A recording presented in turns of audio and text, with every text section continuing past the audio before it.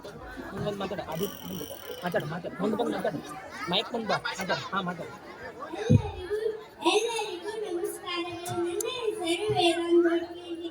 ನಾನು ಕೆಜಿ ತರಗತಿಯಲ್ಲಿ ಓದುತ್ತಿದ್ದೇನೆ. ಮುಂದೆ ಬಾ.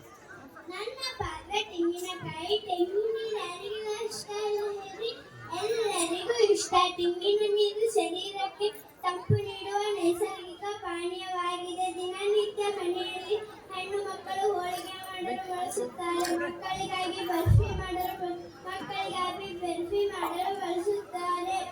ಗುಡಿಯಲ್ಲಿ ದೇವರಿಗೆ ಪ್ರಸಾದವಾಗಿ ನನ್ನನ್ನು ಬಳಸುತ್ತಾರೆ. ತೆಂಗಿನ ಎಷ್ಟೇ ಜಾಸ್ತಿ ಆದರೂ ಕೂಡ ನನ್ನನ್ನು ಬಳಸುವ ಸಂಖ್ಯೆ ಕಡಿಮೆಯಾಗಿಲ್ಲ. ಅದರ ಸಂತೋಷ ನೋಡಿ. ನನ್ನಿಂದ ಹಲವಾರು ಆರೋಗ್ಯ ಪ್ರಯೋಜನಗಳು ಇವೆ. ಪ್ರತಿನಿತ್ಯ ಹಸಿ ಕೊಬ್ಬರಿ ಸೇವನೆಯಿಂದ ರೋಗ ನಿರೋಧಕ ಶಕ್ತಿ ಹೆಚ್ಚುತ್ತದೆ.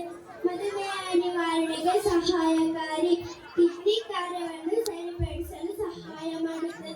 ಜೀರ್ಣಕ್ರಿಯೆ ಸುಧಾರಿಸಿ ದೇಹದಲ್ಲಿನ ಕೊಬ್ಬನ್ನು ಕರಗಿಸಲು ಸಹಾಯ ಮಾಡುತ್ತದೆ.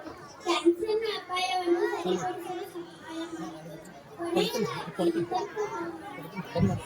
ಆಕರ್ಷಕವಾಗಿ ಮತ್ತು ಸುಂದರವಾಗಿ